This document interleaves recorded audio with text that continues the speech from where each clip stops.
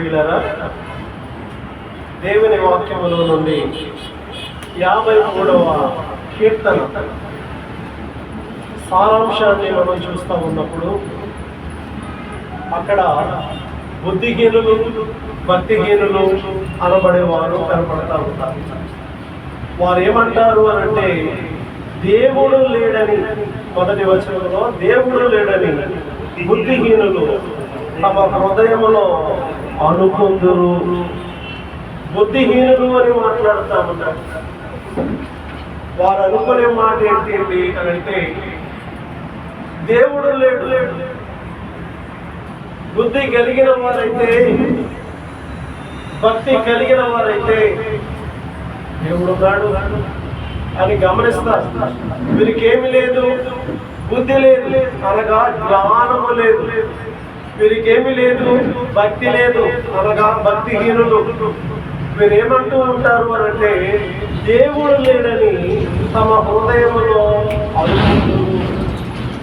మొదటి వచనం నుండి 4వ వచనం వరకు వారు బుద్ధిహీనులు అన్నాడు, వారు చెడిపోయిన వారు అన్నాడు, వారు అసహ్య కార్యములు చేయువారు అన్నాడు, వారిలో మేలు చేయువారు కారు అన్నాడు, వారు వివేకము లేని వారు అన్నాడు, వారు దేవుని వెదికేవారు కారు అన్నాడు, అదే సమయంలో పాపాత్ములు అన్నాడు. 4 వచనాల్లో వారు ఎలాంటి వారు కదా, వారు దేవుని వెదికేవారు, వెదకని వారు, వారు పాపాత్ములు, మంచివారు, వారు బుద్ధిహీనులో బుద్ధి గలవారు, వారు అసహ్యమైన కార్యాలు చేసేవారు, అసహ్యమైన కార్యాలు చేయనివారు. చక్కగా 4 వచనాల్లో దేవుడు రాయించాడు. ఒకే మాటలో మొదటి వచనంలో వారు బుద్ధిహీనులు, వారు దేవుడు లేడని పలుకుతూ ఉంటారు అని మాట్లాడుతూ ఉన్నారు. ఈ బుద్ధిహీనులు ఎలాంటి వారండి అని అంటే, కీర్తనల గ్రంథంలో 10వ కీర్తన 4వ వచనం, 10వ కీర్తనలో 4వ వచనంలో ఒక మాట మనం చూస్తూ ఉంటాం. అక్కడ దుష్టులు పొగరెక్కి యెహోవా విచారణ చేయడు. దుష్టులు పొగరెక్కి యెహోవా విచారణ చెయ్యడు అని అనుకుందరు. దేవుడు లేడని వారెల్లప్పుడూ యోచించుకుందరు అన్నాడు. దుష్టుడు మనసులో అనుకుంటారట, ఏమెక్కి పొగరెక్కి దేవుడు లేడు అని అన్నారు అని అంటే వారికి ఏముంది, పొగరు. చాలా చోట్ల దేవుడు లేడు, ఉన్నాడు కానీ మా దేవుడే దేవుడు అనేవాళ్ళు ఉన్నారు. ఓ గ్రామానికి ఓ దేవుడని, ఓ ఊరికి ఓ దేవుడని, ఓ రాష్ట్రానికి ఓ దేవుడని, ఓ దేశానికి ఓ దేవుడని వారు నిశ్చయించుకున్నారు. వారికి ఏమి లేదు, బుద్ధి లేదు, వారికి ఏమి లేదు, వివేకము లేదు, వారికి ఏమి లేదు, భక్తి లేదు. బుద్ధి కనుక ఉంటే గ్రామానికి దేవుడు ఏంట్రా బాబు కదా, బుద్ధి కనుక ఉంటే ఓ రాష్ట్రానికి దేవుడేంటి, ఓ దేశానికి దేవుడేంటి, ప్రపంచానికే దేవుడై ఉండాలి కదా. వారు అనుకోవాలి ప్రపంచానికి దేవుడు. మన దేవుడు యూనివర్సల్ గాడ్ కదా, ప్రపంచానికి దేవుడు. ఏ దేశం వెళ్ళినా, ఏ చోటకు వెళ్ళినా యేసు ప్రభువు అనే వారు తెలియని వారు లేరు. అన్ని చోట్ల, అన్ని దేశాల్లో యేసు ప్రభువుని స్తుతిస్తూనే ఉన్నారు. కానీ కొన్ని దేవుళ్ళ గురించి మనం ఆలోచన చేస్తే ఓ ప్రాంతానికి మాత్రమే వారు దేవుళ్ళై ఉన్నారు కదా. కొందరు గ్రహించలేకపోతా ఉన్నారు.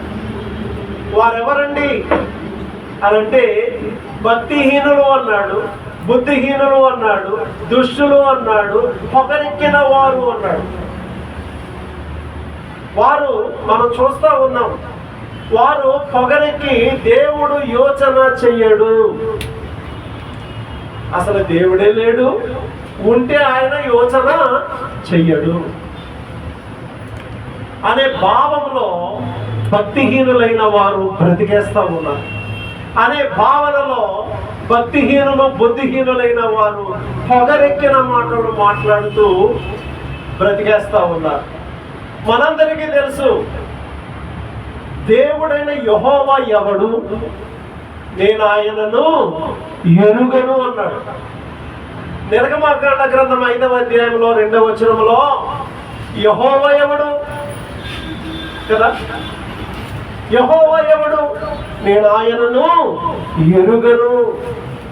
ఫరో దైవజనుడైన మోషే ఫరో యొద్దకు వెళ్ళగా ఫరో మాట్లాడుతున్న మాట, దేవుడైన యెహోవా ఎవరు, నేను ఆయనను ఎరుగను అన్నాడు. ఎప్పుడు ఎరగవలసి వచ్చింది? అదే నిర్గమకాండ గ్రంథం 12వ అధ్యాయం 31వ వచనం అండి. నిర్గమకాండ గ్రంథంలో 12వ అధ్యాయము 31వ వచనంలో మోషే అహరోనులను పిలిపించి,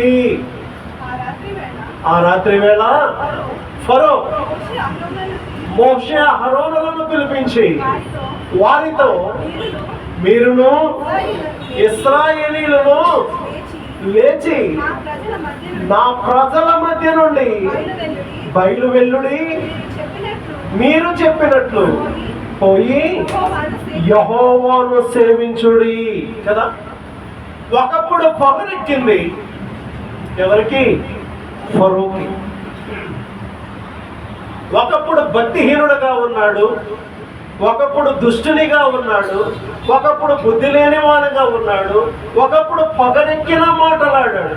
యెహోవా ఎవడు, నేను ఆయనను ఎరుగను అన్నటువంటి ఆ ఫరో దేవుడైన యెహోవా ఒక దెబ్బ కొట్టగా కదా తెగులు పంపించాడంట. తెగులుకు లోబడ్డా? లొంగల. ఇది ఈసారి మిమ్మల్ని విడిచిపెడతాను అనేవాడు. సరేలేని మోషే ఆ కప్పలు వచ్చినదేవా, కప్పలు పంపించేదేవా అంటే దేవుడు ఆ కప్పల్ని తొలగించేవాడు. మరలా ఫరో హృదయము కఠినమాయను, వారిని పోనివ్వకుండేను. వారేమన్నారు? మేము యెహోవాను సేవించాలి. వీడేమన్నాడు? అయితే మీరు వెళ్ళండి, మొట్టమొదటి మాట. రెండవది, దూరముగా వెళ్ళవద్దు. మూడవది, మీరు వెళ్ళండి కానీ మీ భార్య పిల్లలు వెళ్ళడానికి వీలు లేదు. మోషే ఏమన్నాడు? ఒక్క డెక్కైనను ఎక్కడ విడవపట్టడానికి వీలు లేదన్నా. విన్నాడా? వినలేదు. వారిని పంపించలేదు. పొక్కులు పొక్కు దొద్దులు వచ్చాయి, గీకుంటా ఉన్నారు. ఆ నీళ్ళన్నీ రక్తముగా మార్చబడ్డాయి. అమ్మో అని ఏడ్చారు. పేలు వచ్చాయి, ఏమండి, మిడతలు వచ్చాయి, రకరకాల సమస్యలు వచ్చాయి. వారున్న చోట చీకటి ఉంది, ఇశ్రాయేలీయులు ఉన్న చోట వెలుగు ఉంది. వారి పశువులు అగ్నిగంధకాల చేత కాల్చబడ్డాయి, ఇశ్రాయేల్ పశువులు అగ్నిగంధకాల చేత కాల్చబడలేదు. అయితే అయినా లొంగలేదండి. కారణం, దుష్టుడు, భక్తిహీనుడు, బుద్ధిహీనుడు, పొగరెక్కిన వాడు పొగరెక్కిన మాటలు మాట్లాడుతూనే ఉన్నాడు. అర్ధరాత్రి జరిగినదేమనగా సంహారపు దూతవలే ప్రభువే ఒక కత్తి పట్టుకుని వచ్చాడు. సంహారపు దూతవలే వచ్చి సింహాసనం మీద కూర్చుండి ఉన్న ఫరో మొదలుకొని చెరసాలలో ఉన్న ఖైదీ యొక్క తొలచూలు పిల్ల వరకు ఐగుప్తు దేశమంతటను తొలి పిల్లలందరినీ ఆయన హతము చేశాడు. పొగరేమైపోయింది? ప్రొద్దుట ఫరో లేచి చూశాడు, ఆ ఇంట్లో శవం ఉంది. ఎవరండి అని అంటే, జ్యేష్ఠ కుమారుడు. ఆ ఊరిలో, ఆ ప్రదేశంలో, ఆ దేశంలో ప్రతి ఇంటిలో శవం ఉంది. అమ్మో! అప్పుడు పొగరేమైంది? దిగింది. పొగరు అణిగింది. అనగగానే ఇప్పుడు మాట్లాడుతున్నాడు. ఏమని? చదువమ్మా, ఇలా చదువు కదా. 12వ అధ్యాయంలో 31వ వచనములో అప్పుడు ఫరో మోషే అహరోనులను పిలిపించి వారితో, మీరును ఇశ్రాయేలీయులు వెళ్ళి లేచి నా ప్రజల మధ్యలో నుండి బయలువెల్లుడి. మీరు చెప్పినట్లు పోయి యెహోవాను సేవించుడి. మీరు చెప్పినట్లు మీ మందలను మీ పశువులను తీసుకుని కదా, ఒక డెక్కైనను విడవబట్టడానికి వీల్లేదన్నాడు కదా మోషే. అందుకు మీ పశువులన్నిట్లో డెక్కలేమి ఇక్కడ ఉండడానికి వీలు. అందరూ వెళ్ళండి అయ్యా, యెహోవాను సేవించండి అయ్యా. కారణం పొగరు. ఏ పొగరు? రాజును కదా. ఆయన ఎవరు? ఐగుప్తు దేశానికి గొప్ప రాజు ఫరో. అతడు దుష్టుడు, దేవుని మాట విననివాడు. దేవుడు లేడు, యెహోవా ఎవడో నేను ఎరగనన్నాడు 5వ అధ్యాయం 2వ వచనములో. అలాంటి వాడు యెహోవా ఎవడో యెహోవాయే కనుపరుచుకున్నాడు. ఇప్పుడు అంటున్నాడు కదా, మీరు పోయి మీరు అన్నట్లుగానే యెహోవాను సేవించండి. కనుక ప్రియ దేవుని బిడ్డలు, ఇంకా కొంచెం క్రింద 32వ వచనములో నన్ను దీవించుడి. ఇప్పుడు ఏం చేయాలంట? నన్ను దీవించండి అయ్యా. మీరు దీవిస్తేనే కానీ నేను దీవించబడను. నన్ను దీవించండి. కారణం పొగరు ఎగిరిపోయింది, దుష్టత్వము ఎగిరిపోయింది, బుద్ధిహీనత ఎగిరిపోయింది. ఇప్పుడు దేవుడు ఉన్నాడు అన్న సంగతిని గమనించాడు. నన్ను దీవించండి అయ్యా, నన్ను దీవించండి అయ్యా అని దీవెనను కోరుతున్నాడు. కనుక ప్రియ దేవుని బిడ్డలారా, భక్తిహీనులు మనకు కనపడతారు లోకంలో, దుష్టులైన వారు మనకు కనపడతారు లోకంలో, బుద్ధిహీనులైన వారు మనకు కనపడతారు లోకంలో. వారు మనతో ఘర్షణకు కూడా కదా, మా దేవుడే గొప్ప, మీరు మా దేశంలో ఉండి, వారు మాట్లాడే మాటలు, మీరు మా దేశంలో ఉండి మా దేవుళ్ళని తిరస్కరిస్తారా? వాళ్ళ దేశమా అంటే ఎంత అన్యాయము. మెజారిటీ ఉందని మీరు మా దేశంలో ఉండి అనే మాట మాట్లాడుతున్నారు. ఈ దేశం వారికి శాశ్వతమా? పైన ఒక ఆయన ఉన్నాడు కదా, ఆయన చూస్తూ ఉన్న దేవుడు కాదా? వివేకము కలిగి దేవుని వెదుకువారు కలరేమో అని ఆయన ఆకాశము నుండి చూచి నరులను ఉంది కదా పరిశీలిస్తున్నాడు. అంటే ఏం చేస్తున్నాడు? ఆయన నరులను ఏం చేస్తా ఉన్నాడు అని అంటే పరిశీలిస్తా ఉన్నాడు. పోన్లే, ఇప్పుడు వివేకం కలగలేదేమో, 1 నెల తర్వాత కలుగుద్దేమో, 2 నెలల తర్వాత కలుగుద్దేమో అని నరులను చూస్తూ కన్నులార పరిశీలిస్తున్నాడట కదండి. ఎంత గొప్ప దేవుడో చూడండి. వెంటనే జడ్జిమెంట్ చేయట్లేదు, వెంటనే తీర్పు తీర్చట్లేదు. ఆయన నరులను కన్నులారా పరిశీలిస్తా ఉన్నారు. ఒకవేళ దేవుడు లేడు అనే భావన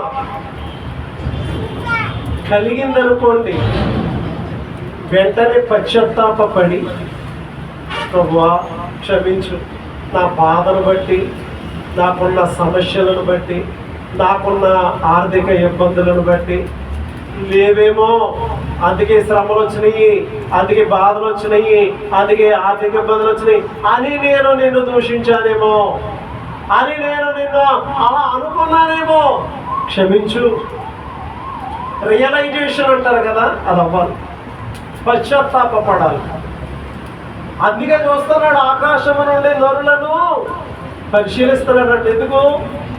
దేవుని వెతుకుతారేమో, వివేకము కలిగి దేవుని వెతుకువారు కలరేమో అని ఆకాశములో నుండి చూచి నరులను పరిశీలన, ఎలాగా?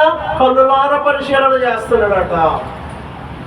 ఆ పరిశీలనకు ముందే వాక్యం ఎరిగిన వాళ్ళం కాబట్టి కొన్నిసార్లు ఇబ్బందుల్లో ఒకవేళ దేవుణ్ణి తిరస్కరించిన వెంటనే పశ్చాత్తాపం పొంది, దేవా క్షమించు, నువ్వు ఉన్నవాడవు అనువాడవు, కలిగి ఉన్నదేది నీవు లేకుండా. యోహాను సువార్తలో 1వ అధ్యాయం 5వ వచనం అండి, ఆ మాట మనకు కనబడుతుంది. యోహాను సువార్త 1వ అధ్యాయం 3వ వచనం చూడండి ఒకసారి. కలిగి ఉన్నదేది ఆయన లేకుండా కలగలేదని మనకు కనపడుతుంది కదా. సృష్టి కలిగి ఉన్న ఈ సృష్టి, కలిగి ఉన్న ఈ చెట్లు, కలిగి ఉన్న ఈ ఆకాశము, కలిగి ఉన్న ఈ భూమి, కలిగి ఉన్న ఈ సూర్య చంద్ర నక్షత్రములు, కలిగి ఉన్నదేది ఆయన లేకుండా కలగలేదు. సృష్టిని చూచైనా దేవుడంటూ ఒకడున్నాడు కదా. ఇవన్నీ ఎలా ఏర్పడ్డాయి? ప్రొద్దుటే తెల్లవారుజామున సూర్యుడు వచ్చేస్తున్నాడు, పగలంతా ఉంటున్నాడు, సాయంత్రం అయ్యేటప్పుడు అస్తమిస్తున్నాడు, వెంటనే చంద్రుడు వస్తున్నాడు. ఆయన పగలు వెళ్తుంటే రాత్రి వెళ్తున్నాడు, నక్షత్రాలు వచ్చేస్తున్నాయి. అవి నేల మీద ఎందుకు రావట్లేదు? రాలిపోవాలి కదా, పడిపోవాలి కదా, అక్కడే విరాలాడుతూ ఉన్నాయేంటి? ఆలోచన. విచక్షణ జ్ఞానంతో దేవుడు మానవునికి ఏమిచ్చాడు? విచక్షణ జ్ఞానం ఇచ్చాడు.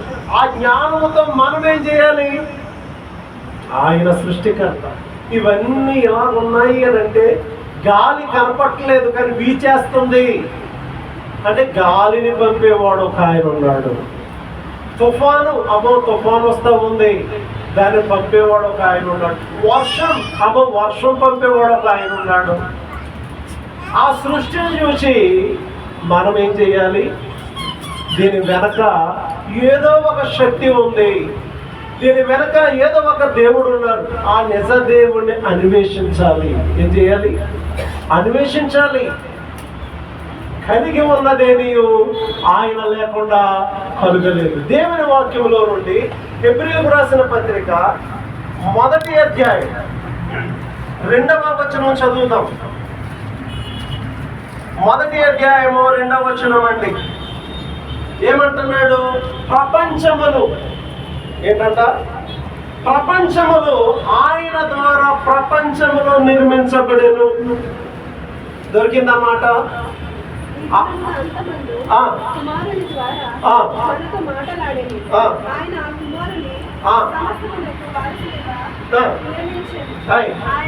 ఆయన ద్వారా ప్రపంచములు నిర్మించెను.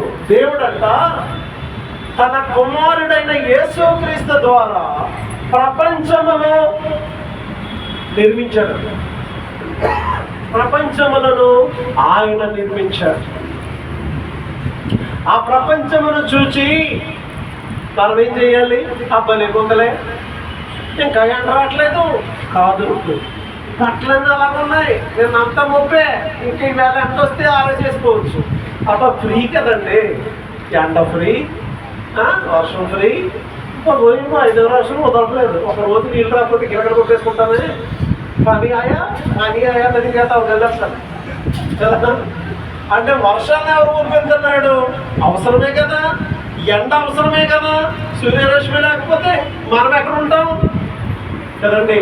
కాబట్టి ఆయన ద్వారా ప్రపంచములు కదండి. 10వ వచనంలో అంటున్నాడు, భూమికి పునాది వేశాడు. ఏం వేశాడు? ఆకాశములు కూడా నీ చేతి పనులే. ఎవరి చేతి పనులు?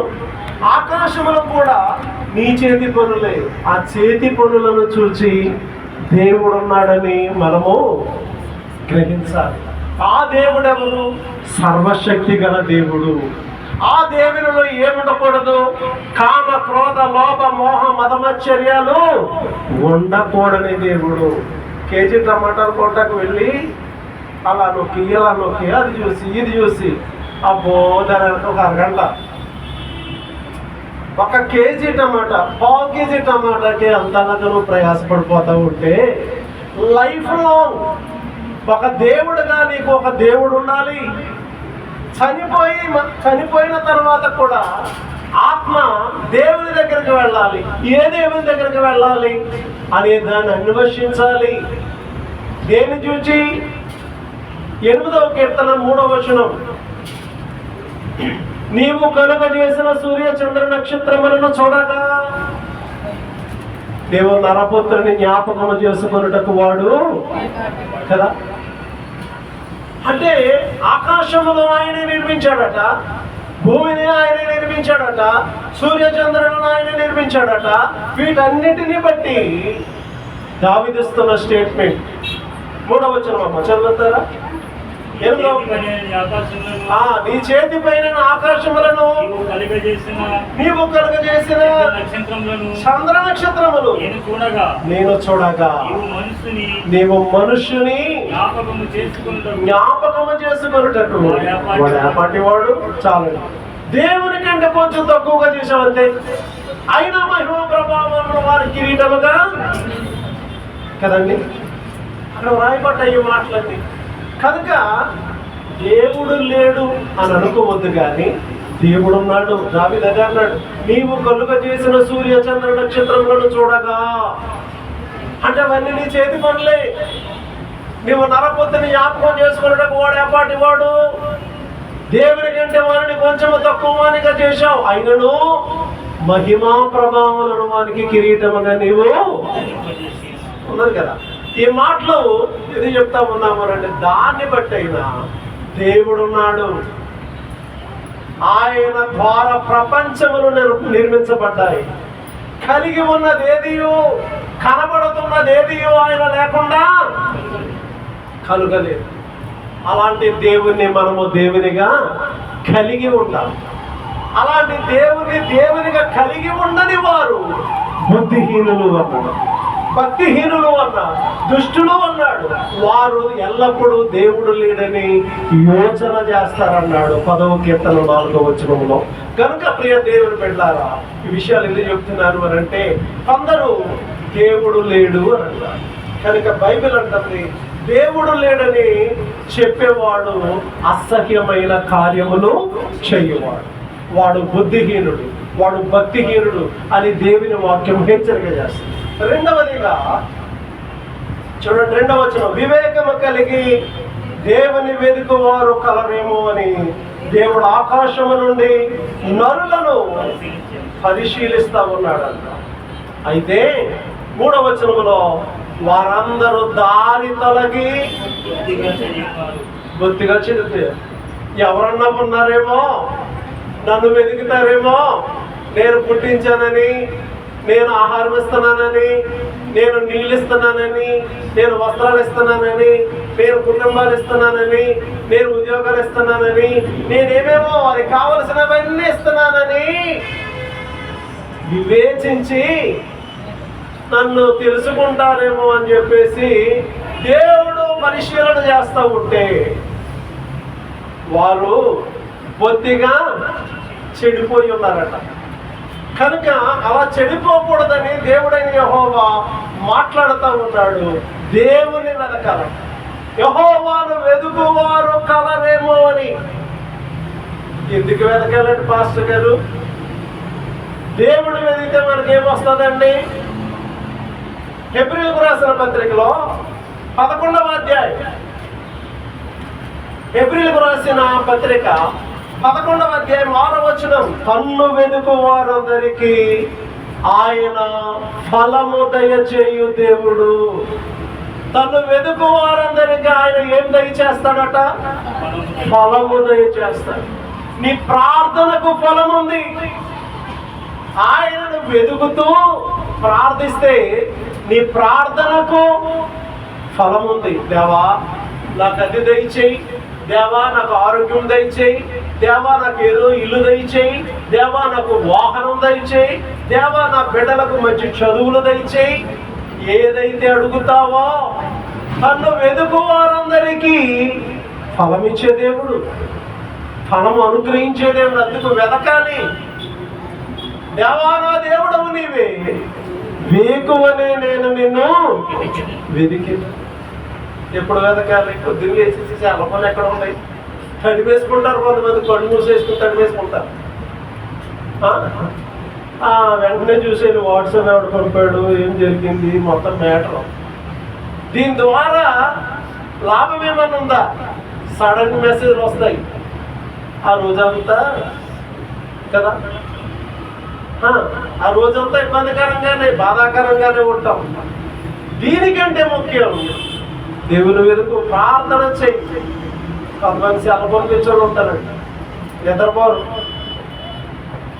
ఏ పిచ్చి ఉండాలి? దేవుని వెతుకు ఏ పిచ్చి ఉండాలి? ఆయన వాక్యాన్ని వెతుకు, చదువు, ధ్యానం చేయి. నీకేది అవసరమో ఆయన ఎరిగినవాడు కదా. ఆయన ఎరిగినవాడు కనుక నీకు దయచేస్తాడు. చెప్పాడు కదా, ఫలము దయచేయువాడు. ఆయనను వెతికే వారందరికీ ఆయన ఫలము దయచేయువాడు కనుక ఆయనను వెతికే వాళ్ళంగా ఉండాలని లేఖనం మాట్లాడుతుంది. వివేకము కలిగి దేవుని వెతకాలి. మూడవది చూడండి, 4వ వచనం, 53వ కీర్తన 4వ వచనంలో ఏమండి, ఏం చేయక? దేవునికి ప్రార్థన చేయక మింగేయటమే. నోట్లో లావాజాలు ఊరిపోతుందంట. ఏం ఊరిపోతుంది?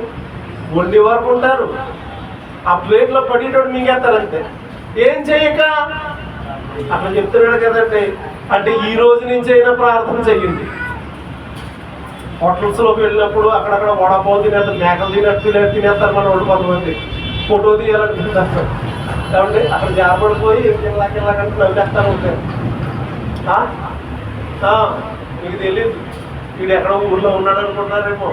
ఉన్నా పద్ధతులు తెలుసు కదా. కనీసం ఆ కళ్ళు మూసుకో అవసరం లేదు.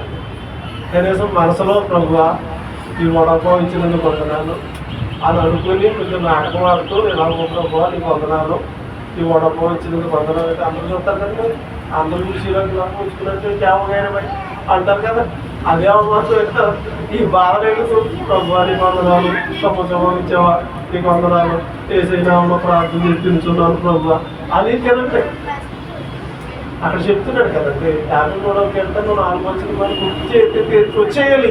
అమ్మో, ప్రార్థన చెయ్యక ఆహారము మింగు వారికి ఏం లేదట, తెలివి లేదన్నాడు. అక్కడ తెలివైన వాళ్ళలోకి వెళ్తున్నాం. ఎక్కడ? అక్కడ ప్రార్థన చేసుకోకపోతే ఏం లేదు. కనుక ప్రార్థన చెయ్యాలి.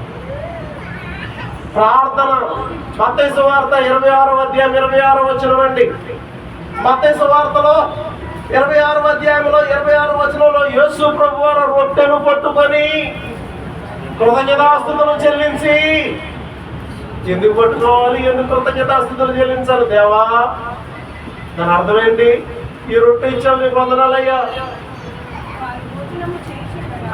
వారు భోజనము చేయించుండగా యేసు ఒక రొట్టె పట్టుకొని దానిని ఆశీర్వదించి పిలిచి కదా, పిలిచి శిష్యులకు ఇచ్చారు. చాలు, ప్రార్థన చేయాలి. ఆయనే మాదిరి. నేను యేసు ప్రభువుని నేను ప్రార్థన చేయటం అన్నాడా? నేను అలా ఇస్తే సరిపోతుంది. అది అలా నా చేతులు పవిత్రమైనవి, నా చేతులతో చేస్తే మీకు అన్ని బాగుంటాయి అని అలా ఆయన ప్రార్థన చేస్తారు. కృతజ్ఞతాస్తుతులు చెల్లించంటే దేవా, థ్యాంక్స్ గివింగ్ ఆఫరింగ్ కదా. దేవా, ఇదిగో నువ్వు నాకు ఇచ్చావు, నేను ఇది పంచుతున్నాను, వారిని దీవించు, నీ రాక వరకు వారిని జాగ్రత్తగా ఉంచు అని చెప్పి ఆయన ప్రార్థన చేస్తాడు. ప్రార్థన చేసి 5 రొట్టెలు ఇచ్చుకున్నా, 2 చేపలు ఇచ్చుకున్నా కదండి. అన్ని చోట్ల కూడా యేసుప్రభు వారు ఏం చేశాడు? ప్రార్థన చేశాడు. విశ్వాసలమైన మనం ఏం చేయాలి? ఆహారం దొరికేసింది కదని మింగేయటం కాదు. అదేదో అడ్డపడిపోతే అప్పుడు నువ్వు గంటాలు, అవునా? వద్దు. కాబట్టి ప్రార్థన మనసులో చేసుకో. అందరిలో ఉన్నావు, అందరిలో ప్రార్థన చేయడానికి కళ్ళు మూసేసుకోవసరం లేదు. అసలు ప్రార్థన చేసేటప్పుడే కళ్ళు మూసుకోమని ఎక్కడ లేదు బైబిల్లో. ఎందుకు కళ్ళు మూసుకుంటామంటే ఏకాగ్రత కోసం. కళ్ళు తెరిచి కళ్ళు అవి భూసంచారం చేస్తూ ఉంటాయి కనుక ఏకాగ్రత కోల్పోతామని కళ్ళు మూసుకుంటే ప్రార్థన చేద్దామని అంటాం. సొసైటీలో అవసరం లేదులండి. సొసైటీలో నేను మనసు ఎరిగిన దేవుడు కాబట్టి ఆయన చూస్తాడు. జస్ట్ చిన్న ప్రార్థన మనసులో చేసుకుని తినే అది ఆశీర్వాదకరం. అలా చేయలేకపోతే అది ఎలాంటిది అంటున్నాడు అని అంటే తెలివి మాలిన పని. మరొకసారి చదువమ్మా ఈ 53వ కీర్తనలో 4వ వచనం. దేవునికి ప్రార్థన చేయక ఆహారం మింగునట్లుగా కదండి. దేవునికి ప్రార్థన చేయక ఆహారము మృంగునట్లు జ్ఞాపిస్తే దేవునికి ప్రార్థన చేయక ఆహారము మృంగితే పాపాత్ములు అన్నాడు. మృంగితే తెలివిలేని వారు అన్నాడు. కనుక ఆహారమును మృంగే ముందు ప్రార్థన ఎందుకు చేయాలి? తిమోతికి రాసిన మొదటి పత్రిక 4వ అధ్యాయం 4వ వచనం. తిమోతికి రాసిన మొదటి పత్రిక 4వ అధ్యాయము 4వ వచనం అండి. దేవుడు సృజించిన ప్రతి వస్తువు మంచిది, కృతజ్ఞతాస్తుతులు చెల్లించి పుచ్చుకొనిన ఎడల ఏది నిషేధింపదగినది కాదు. ఏలైనగా అది దేవుని వాక్యం వలనను ప్రార్థన వలనను పవిత్ర పరచబడుచున్నది. ఎందుకు ప్రార్థన అండి? ఏ మందులు బల్లెట్టదే నీకు తెలుసు. వాడు ఉండేస్తాడు, డబ్బా పోత వచ్చాయని తినేస్తాం. వాడు ఇళ్ళ బిసిగా ఉంటే చెప్పడంలో పడతారు. నీకు తెలియదు. వాడు 5 స్టార్కి వెళ్ళినా ఏ స్టార్కి వెళ్ళినా వాళ్ళు ఉండే విధానం చూస్తే అది కిచెన్ ఎక్కడో దూరంగా ఉంచుతారు. దానికి పరదాలు గిరదాలన్నీ కట్టేసి బ్యాక్ సైడ్ వాళ్ళ పరిస్థితి మేము చేసి వచ్చాం కాబట్టి చూసి వచ్చాం కానీ చెప్తున్నాం. వాళ్ళు ఎలా ఉంటారో బోధ వచ్చాయి. ఎందుకంటే చెప్పడంతా ఇందులో ఉంది. అవునా? ఇలాగంటున్నాడు. ఆ సీమ్ వచ్చి చెప్తున్నారు బయటకు వెళ్తాడా? మీకు తెలియదు కనుక గమనించండి. ప్రార్థన చేసుకుంటే ఏమవుతుంది? అది పవిత్రపరచుకోండి. దాంట్లో ఏమన్నా కల్మషం ఆయన తీసేస్తాడు. కల్మషం ఏమైనా ఉంటే ఆయన ఏం చేస్తాడు?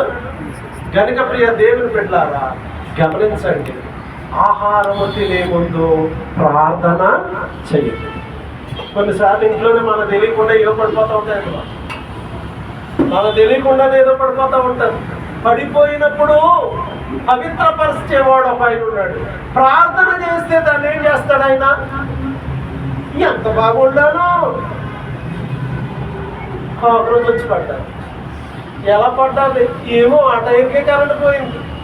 మీకు బొంబాయిలో కరెంట్లు ఉంటాయిలే, ఊర్లో చూడాలి. ఊర్లో సరిగ్గా తిప్పిడయ్యని కార్మించడయ్యని బాగుంది. సరిగ్గా మాగబట్టిందంటే ఏయో పురుగులు అండి. ఒక గంటలో వచ్చేస్తాయి రకరకాల పురుగులు, రెక్కల పురుగులు అంట. అవన్నీ వచ్చి అందులో పడతాయి. చెప్పుకుంటే ఆ వండేవాడికి తెలుసు, నాకు వద్దులే. ఎందుకు పొద్దుట కొంచెం పూర్వం తినేద్దాం ఎందుకు ఉన్నారు మీకు తెలియదు. కనుక ప్రియ దేవుని పెట్టారా ఈ విషయాలు ఎందుకు చెప్తున్నానంటే విశ్వాసముగా ఒకటి దేవుడు ఉన్నాడు, అది గమనించాలి. రెండవది వివేకము కలిగి దేవుని నమ్మాలి. మూడవది ప్రార్థన చేయకుండా ఆహారము మింగకూడదు. ఎందుకండి అని అంటే ఒకవేళ ఆహారంలో ఏ లోపం ఉన్నా పవిత్రపరుస్తాడు. ప్రార్థన ఏం చేస్తాడండి అని అంటే పవిత్రపరుస్తాడు. కాబట్టి 3 విషయాలు. ఒకటి, దేవుడు లేడు అనే మాట నోటికి రానివ్వకూడదు. ఆయన లేకుండా మనం లేవు. రెండవది, ఆయనను వెతకాలి. వెతికితే ఫలం ఉంది. మూడవది, చక్కగా తినేస్తాం. తినక ముందు చిన్న ప్రార్థన. ఆ ప్రార్థన ద్వారా ఆహారము పవిత్రపరచబడతారు. ఆ సత్యాన్ని గమనించి ఆ సత్యానుసారంగా నడుచుకోవాలని కోర్చి మాటలు ముగిస్తా ఉన్నాను. దేవుడు తన వాక్యాన్ని దీవించి ఆశీర్వదించును గాక. చిన్న ప్రార్థన.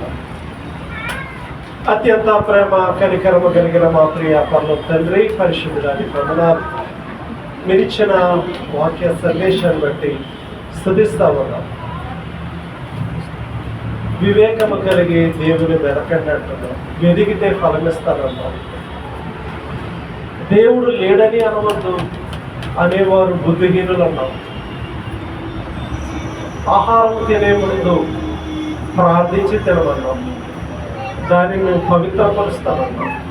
ఈ మాటలు నీ బిడ్డల హృదయాలు ఫలింప చేయమని, ముద్రించమని యేసయ్య పరిశుద్ధ నామములో ప్రార్థన చేయుచున్నాం మా పరమ తండ్రి.